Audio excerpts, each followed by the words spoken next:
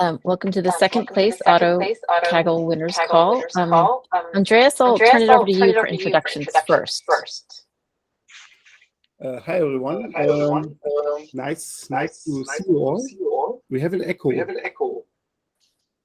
Yeah, I think it's coming from Philip. Oh, no.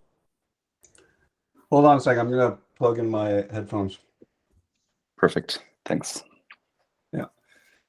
Okay, we are very glad to meet you and to hear about your solution. Great work. I'm Andreas Mandt. We all the guys from OTTO you see here work in one team. It's called Team Tesla, and it's the team that's responsible for the recommendations in our shop. For myself, I'm the business manager of our team, so like the business guy. Philip is our data scientist, or one of our data scientists.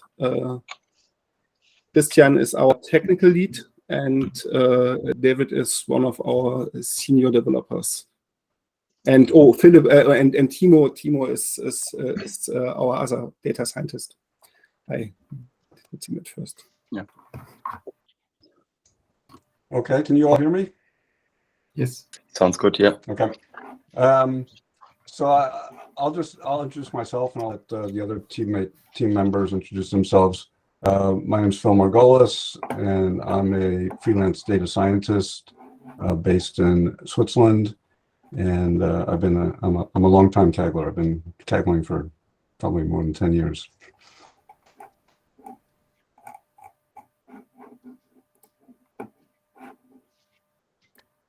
Kazuki, you want to go? Okay. Hi, I'm Kazuki Onodera. I'm a member of Kaggle Grandmaster of NVIDIA.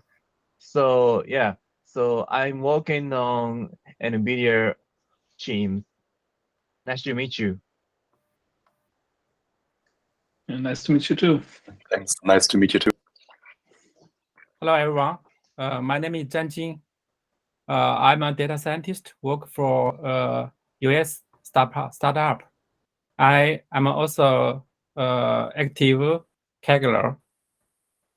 Yeah, I think we have 4 members are all grandmaster, and another team member he cannot join this meeting today. He is also grandmaster. Nice to meet you.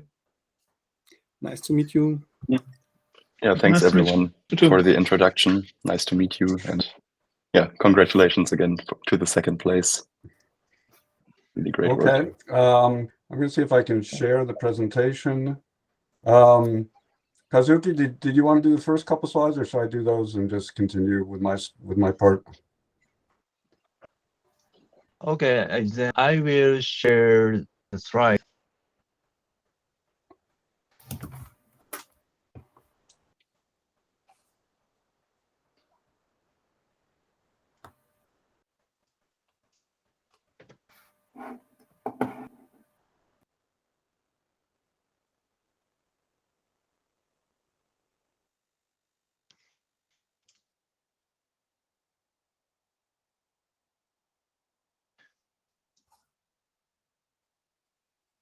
How about this? You guys see my screen? Yes, we can see your screen. Okay, perfect.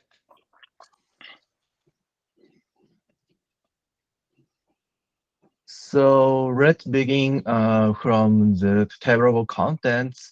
First is Silogram and my part, and second is thanking and his friend part, and last is vending part. So yeah, Silogram. Okay, so our solution is based on lots and lots of co-visitation matrices, and we calculate them in all different ways. So before doing the calculations, we split the training set into weeks so that it would match the test set. And we also redefined sessions. So each session became equal to the events within a single calendar day. So if we had a session where a user was active for 10 consecutive days, for example, that would become 10 different sessions. And then before we calculated the pairs, we truncated each session to the last n events, and n varied depending on the type of matrix we were creating. There are a couple of reasons for this. One, we didn't want a single session to dominate. If you had a session with 100 or 200 different events, we didn't want that to dominate the counts. And the other thing was, both Kazuki and I, we were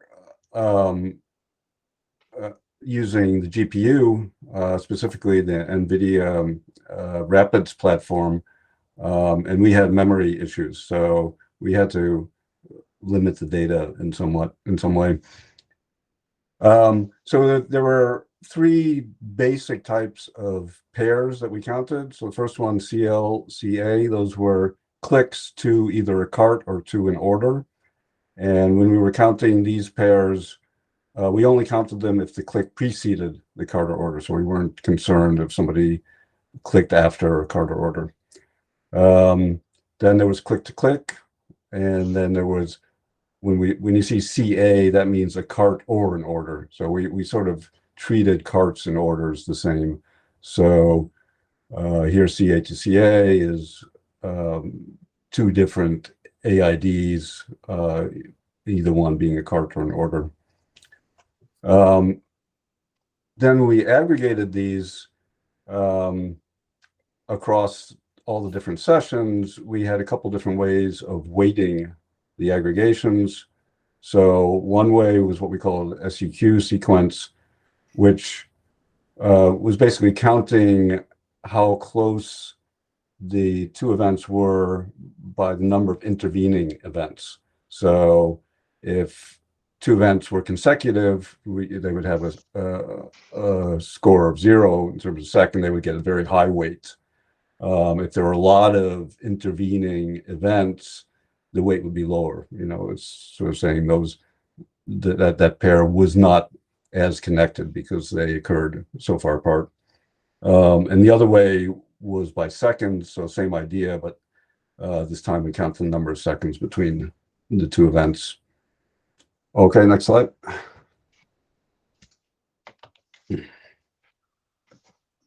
So after aggregating, we had tables with 4 different columns.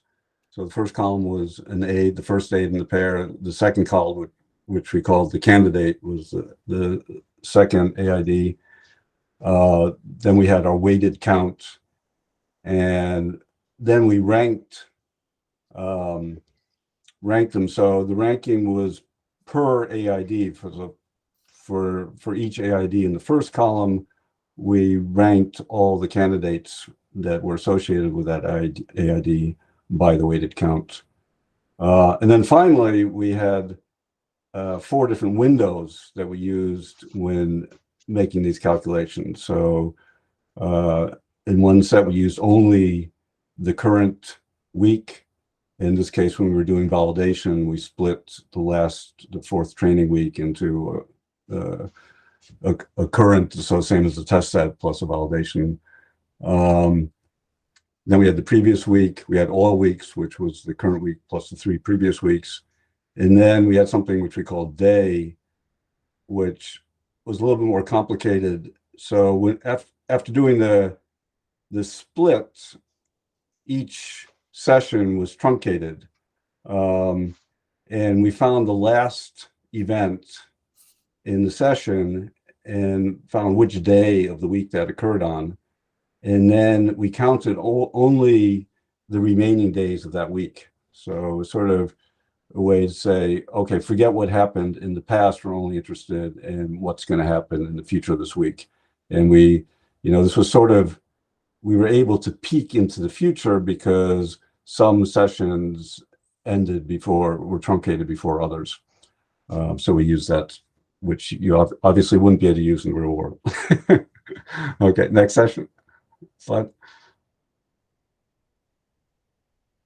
So this just shows all the different types of matrices we had, the three event type pairs, and then for each event type pair, we could weight it either by sequence or seconds, and then we had the 4 different time windows, and so we ended up with 24 matrices of that type. There are actually even more matrices coming. Mhm. Okay, next slide. So this one was probably the most interesting part of what we did. We calculated the Jaccard similarity of each pair that occurred at least once in a session. And we did this because we were using the GPU. We used a package from NVIDIA called CU Graph, which is very, very fast in calculating Jaccard similarity for a lot of data and creating network graphs. So we created this graph. Each node is one AID event, and a line between 2 nodes means they occurred in the same session. And then you can create subnetworks, all the nodes that are connected, and compare them and calculate the Jaccard similarity. And so we created another table of pairs, just like the ones we had before, but this one was based on the Jaccard score. Okay, next.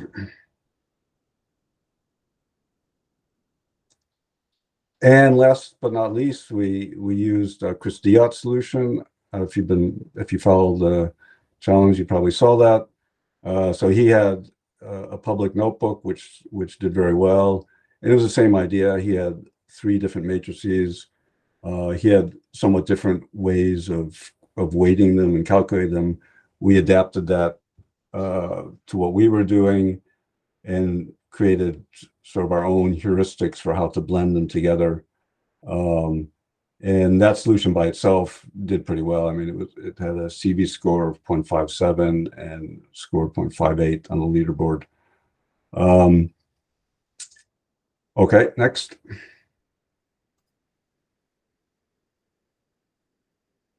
And so finally, we used all those different matrices, each one at a time, to generate candidates. And so we had 2 main ways of joining the current session to these matrices in order to generate candidates. One was to look only at the very last event in the current session and join that to a matrix. And the other way was to look at the last n events and then aggregate them all, join them and aggregate them. And there, when we did aggregation, we weighted them so that the most recent event was weighted higher. And then, okay, why don't you just go to the next slide? And so when we collected all the candidates from each matrix, we ended up with a table, something like this. This is the one that we had for orders. So we did this separately for orders, carts, and clicks. And so if you look just at the top line, we started with the Diot matrix, which in the score column there is the optimal score that we could possibly get if this generated an average of 70 candidates per session. If we chose the best 20, this is the score we would get. Number of hits, number of candidates, and then the hit rate, it's just the candidate, the number of candidates divided by, or the number of hits divided by the candidates. I use the hit rate to tune how many candidates we collected from each matrix. So I wanted to make sure that hit rate stayed above a certain level. And just by trial and error, we found, at least for orders, that it was best to keep it above 0.02, 2%. I don't know if there's a more rigorous mathematical way to find the optimal hit rate, but this seemed to work best. We ended up, when we took the union of all these candidates, we ended up with about 180 candidates per session. This is for orders, so the number varied for carts and clicks. And again, we experimented with either reducing this number or expanding this number. And after a certain point, it doesn't seem to matter much, because in the next step, we're going to build a model with a ranker. And if you add more, they're just going to get eliminated by the ranker. And you can use certain algorithms to subtract some from this list that are obviously wrong, but the ranker anyway is going to eliminate those. So in the end, you end up with about the same CV score, even if you reduce or expand the number of candidates. Okay, I think that's it for my part. I'm going to turn it over to Kazuki, who's going to talk more about the feature generation and also about the modeling.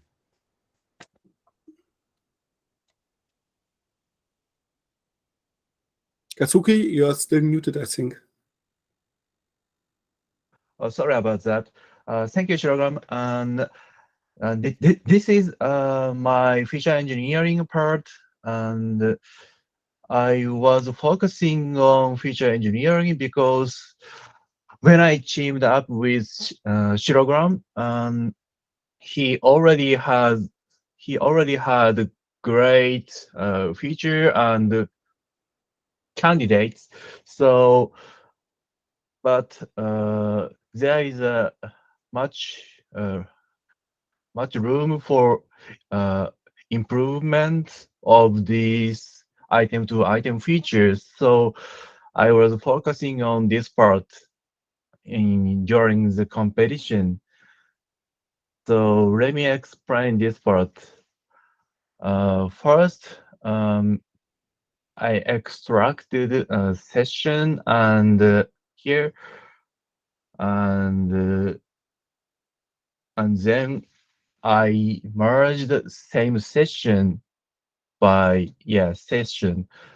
Then I can get these table in the right table.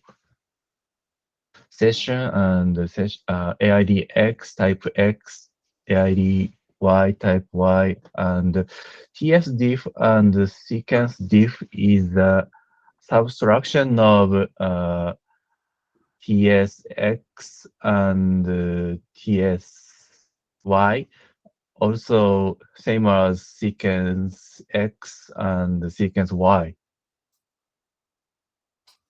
And then we can get these table.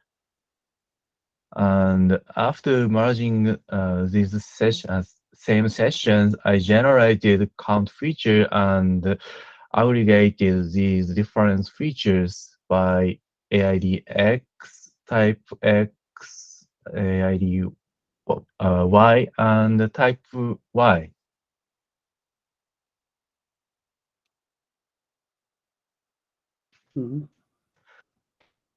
And this right table is generated as before, and merging candidate data frame and item data frame. I mean, this left table is candidate data frame, and session event AID stands for sessions log. And I aggregated all features by session and candidate AID. If I merge these two tables, I regard this session event AID as AID X and candidate AID as AID Y.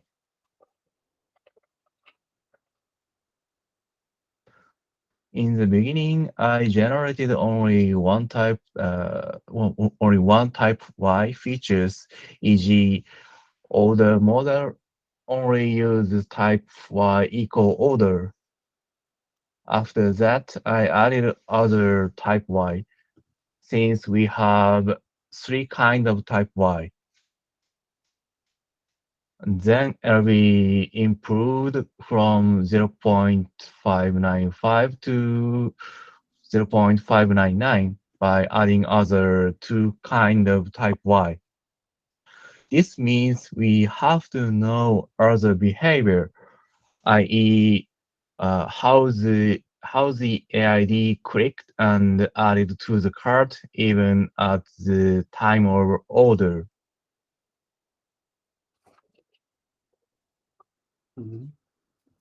And the next part is first stage prediction features. As I showed before, our pipeline consists of two stages. So in second stages, I used prediction from first stage.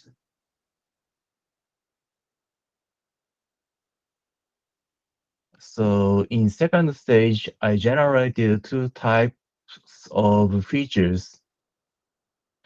This right table is the first stage prediction. This consists of session and candidate and each prediction, click, cart, and order. And we have this left table that consists of session and session event and candidate.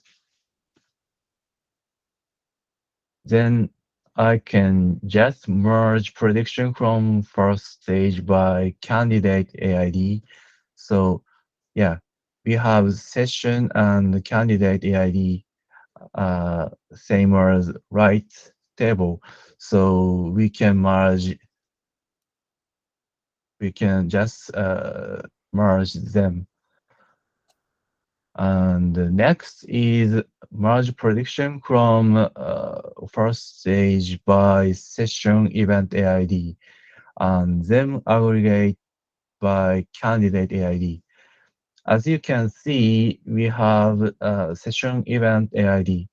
This session has A and C, and candidate prediction is A, B, C. So we can merge A and B to these A and C. Then aggregate by candidate AID.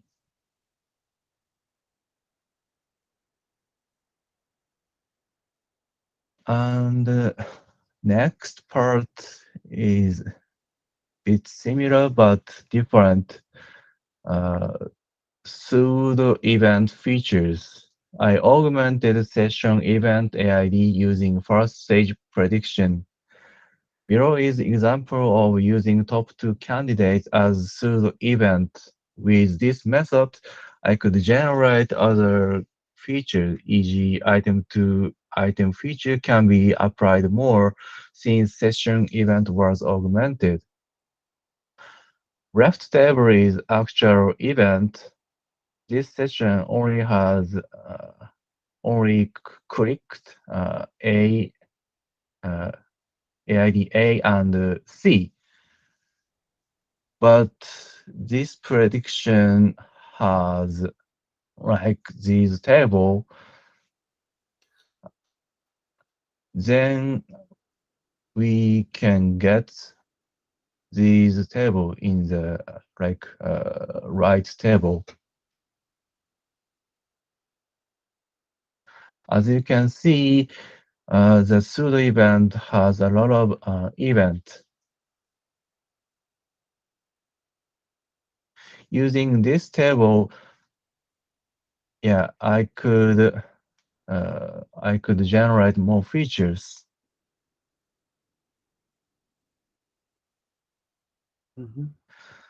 And the last part is modeling. I use ranker of XGBoost and CatBoost for orders and cards. For clicks, I use only XGBoost with binary logistics. And logit pairwise of CatBoost is better than XGBoost in cards. And it gave us diversity even in orders. The first row is first stage. In first stage, I only can get 0.600 and 0.601, but in second stages, I could get 0.602. So it means these first stage prediction features and the pseudo event features works greatly. So and also this CatBoost blending little bit works. Yeah, 0.0003 or 2 maybe. This is the end of my part, and thanking.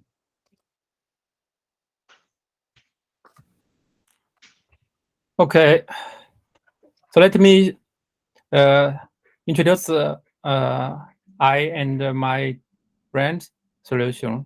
So first, let me introduce the overview.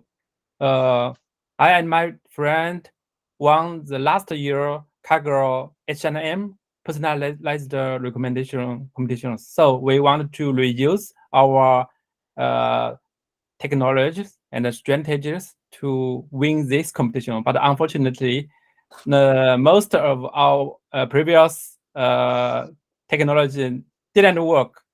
I think there are many differences between two competitions. So, but also many worked. For example, the retrieval strategies. So we tried many strategies, including graph embedding or popularity, but not worked. So at last, we only use 3 kinds of strategies.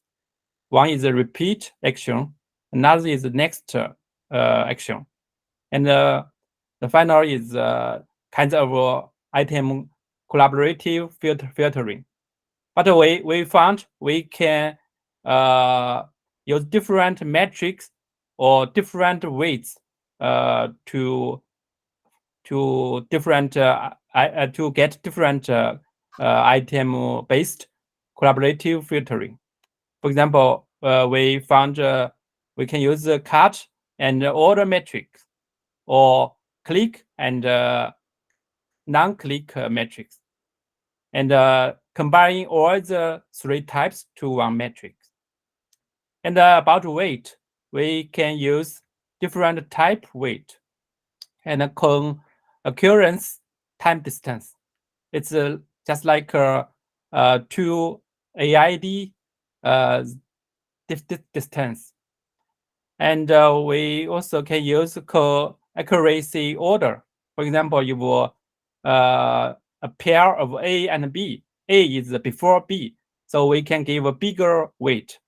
Then we can give a pair of B and A a smaller weight. And session action order. So when we calculate the final collaborative filtering score, we can use the sessions.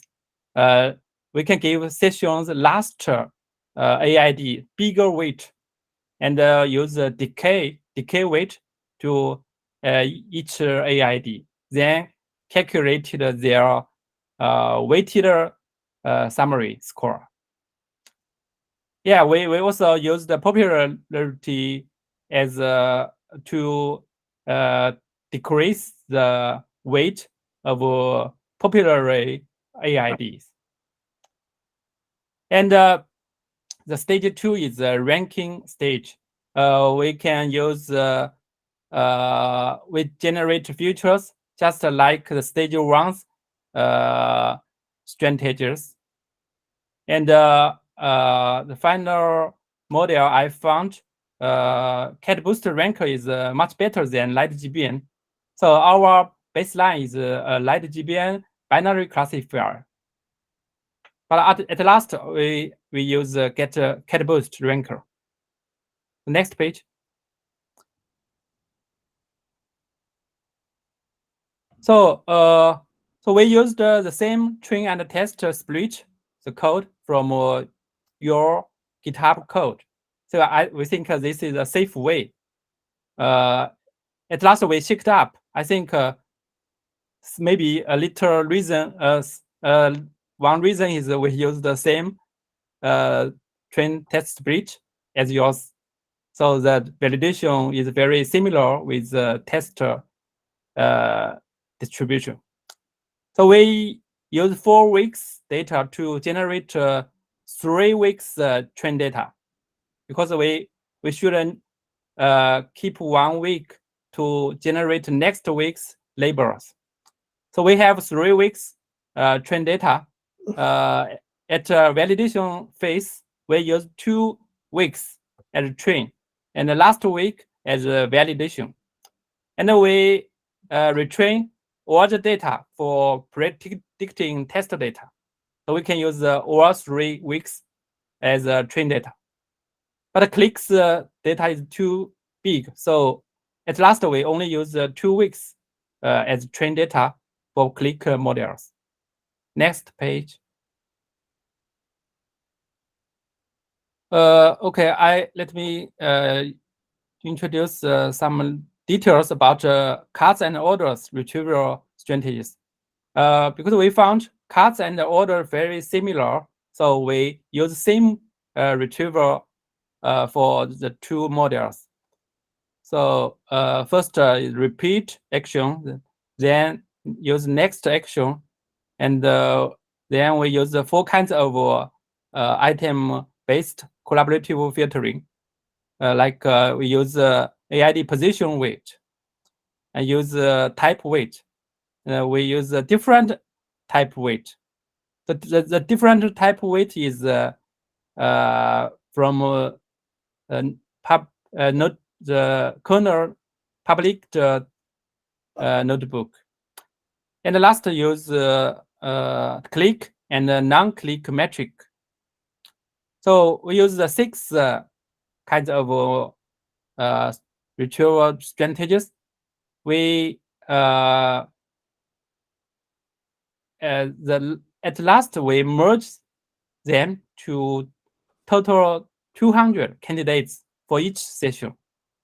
But we know some session only have 1 or 2 AID action. They don't have they are called start AID. So you the session has less than 200, we just keep it.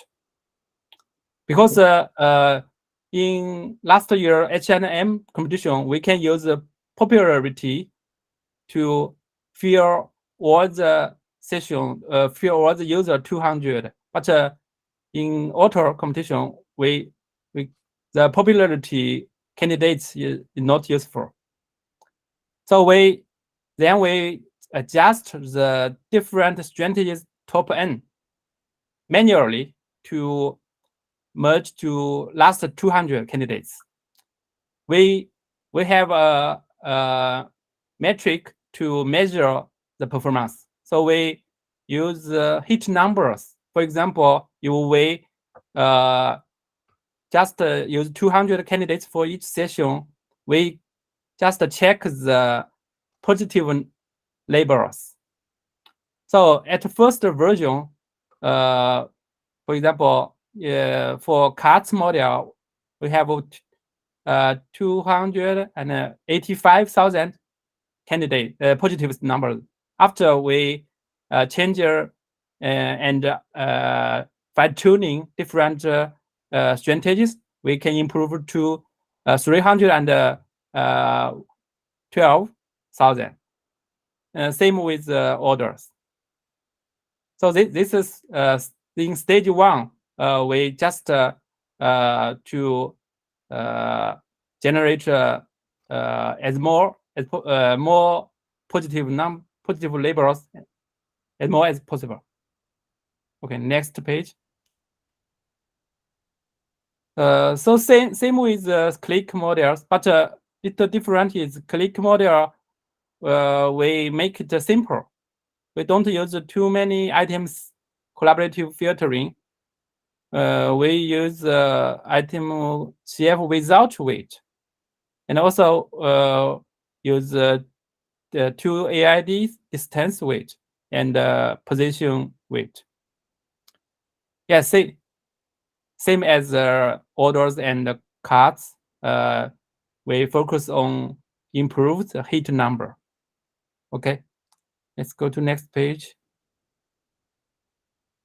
So about feature engineering, yeah, it's a general description. So basically, based on the retrieval strategies. For example, if we recall repeat action, we can generate some feature like count of session AID pair, and types aggregated by current sessions and the previous sessions and the last week sessions.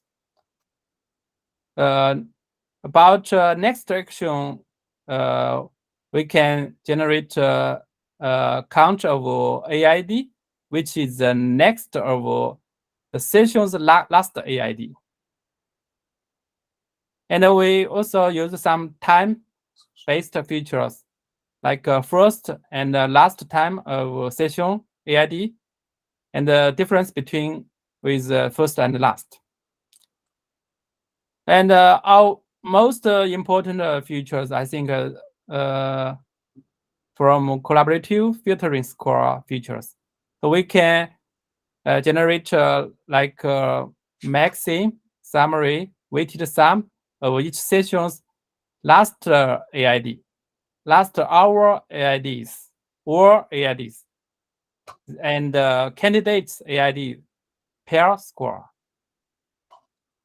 Yeah, we can use different collaborative filtering metrics and different weight and different combination of weights. So we can generate many features. At last, we generate some embedding similarity feature. We can train a word-to-vector model and train a graph embedding model prone, and we can get the AID to AID cosine similarity, and we can also get the session and AID cosine similarity. Finally, we created a total of 198 features for cards and orders. They use same features. And for clicks, we create a more simple 106 features. Okay, next page.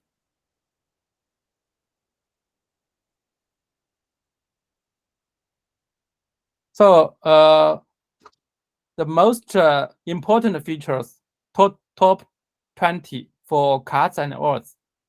Yeah, but the top 3 is the count of session and AID pair. Yeah, it's just like repeat action is very important. So it's there in top. And then the fourth is collaborative filtering score. Is the last hour score. Last hour's score, the max score of last hour, with position weight. And then is the next card count. So it's it also means next action is also important. And I think next is also position weight, and then word-to-vector cosine distance. similarity. So we tried 3 different window of word to vect.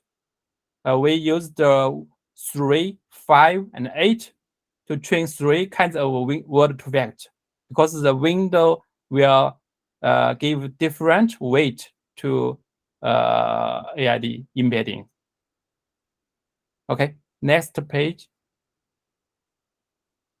So the click model most important features is very similar. The repeat traction is also most important. Then the position weight of collaborative filtering. And then next action. Okay. So the next.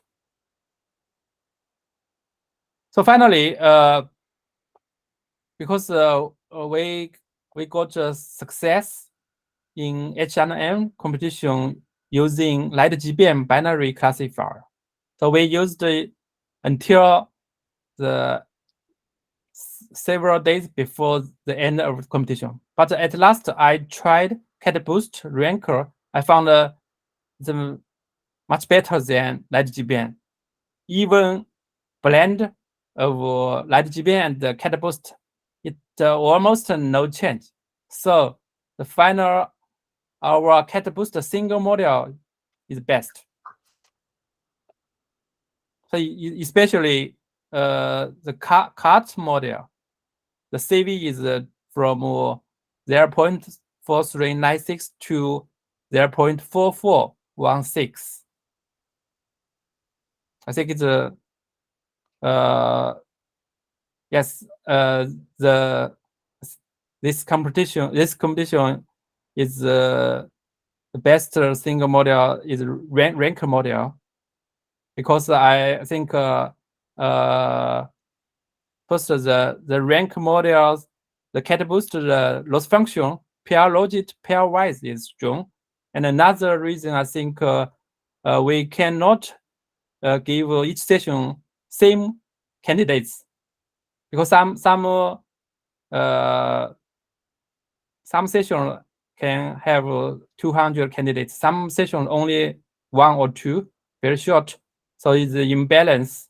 So the binary classifier is not good with this imbalance data. And the rank is within the session, the loss function.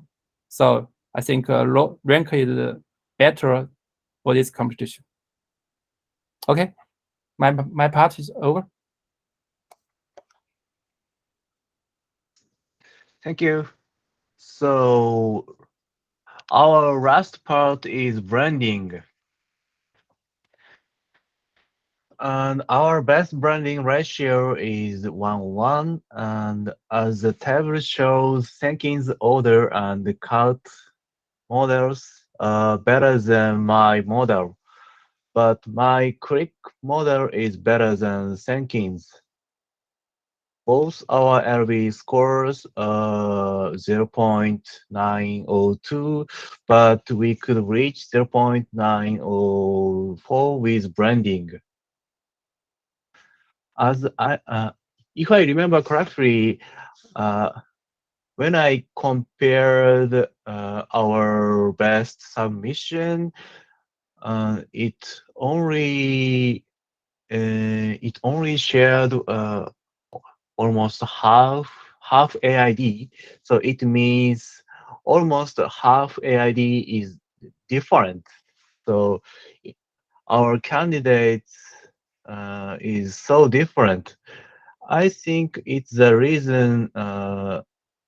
It's a reason for boosting 0.00002. So that's all. That's all from us. Any question? Yeah.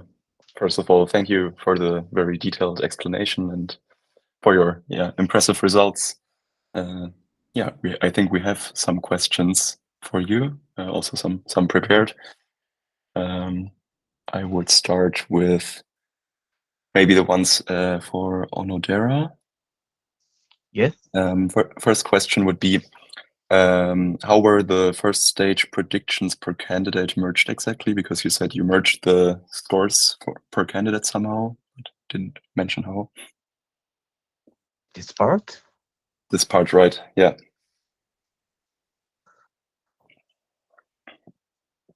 So how did you arrive at the score per candidate from the first stage? Like, how did you merge all of the retrieval models? How did I merge? Maybe I can jump in here. Yeah. So Yes. we built separate models for clicks, carts, and orders. So when we ran those, we got predictions out of fold predictions for each one of those.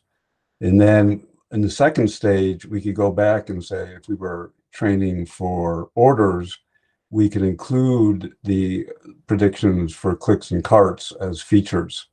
So that was, I mean, because they were all the same validation split, there was no leakage. I see. So you mentioned that the first stage was trained on something, but as I understood, the first stage was more of a retrieval, like multiple heuristic models that you. No, it was also, so the first stage was the complete pipeline of generating candidates and features and modeling and re-ranking. Oh, okay. And, so that's also first stage for you. Yeah. Okay. Yeah. That was what I was misunderstanding. Okay. Yeah. Yes. Right. So the difference of first stage and the second stage is that these features. Other features and the candidate is same. But the only difference is these features. Okay. Okay, I see. Yeah, then the next question would be, for the first stage, which I was assuming was the candidate generation part, did you rely entirely on the co-occurrence matrices, or did you also try any other methods to augment those? Maybe that's both to Silogram and Ondera. Yeah.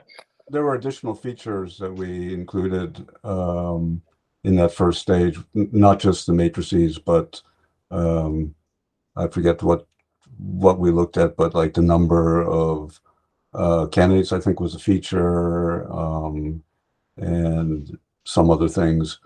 So yeah, there were some additional features, not just the matrices. And for candidate generation, did you try anything else? Or yeah.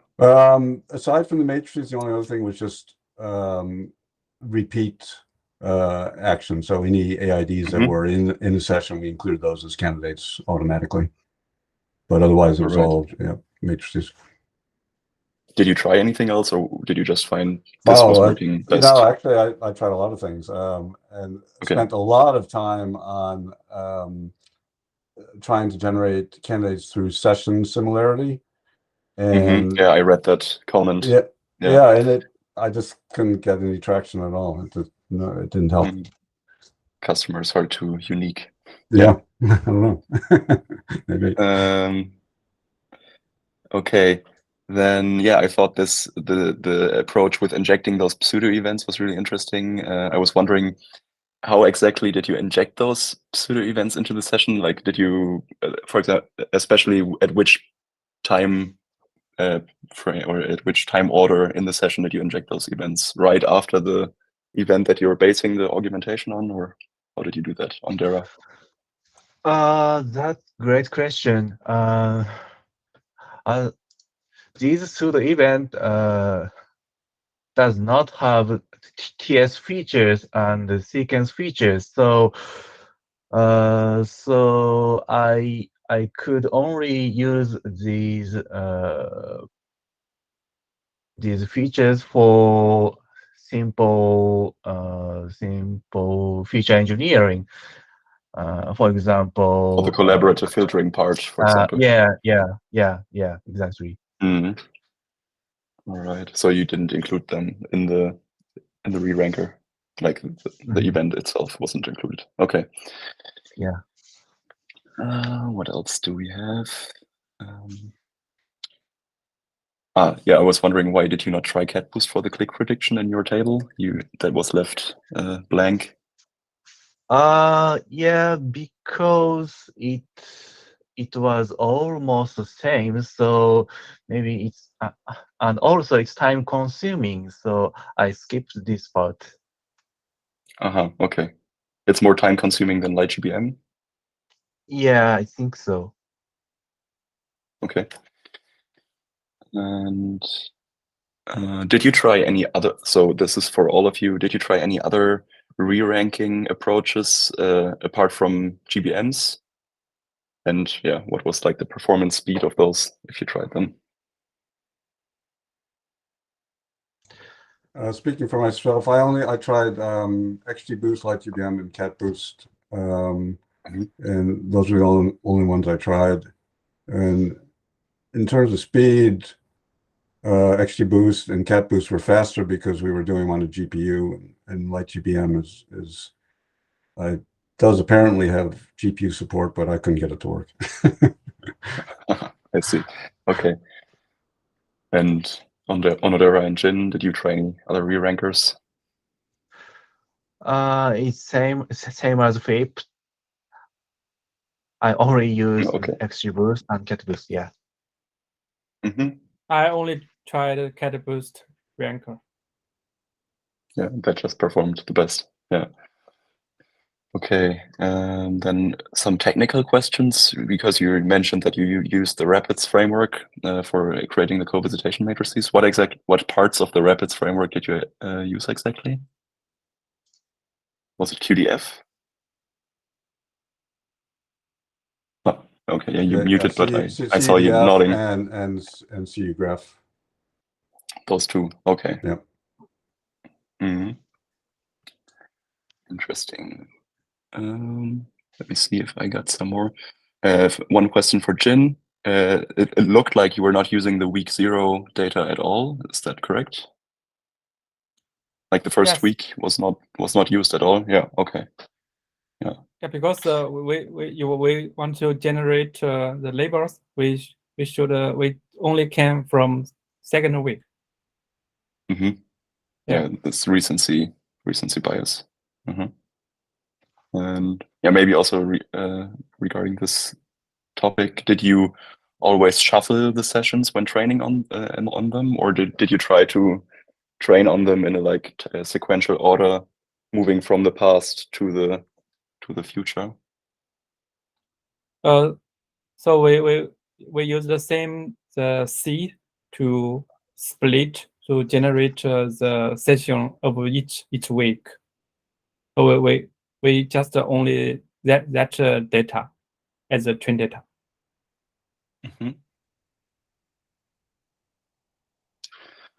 Okay. I think those were all the questions that I wrote down. If there's any more questions from my colleagues, feel free to ask them.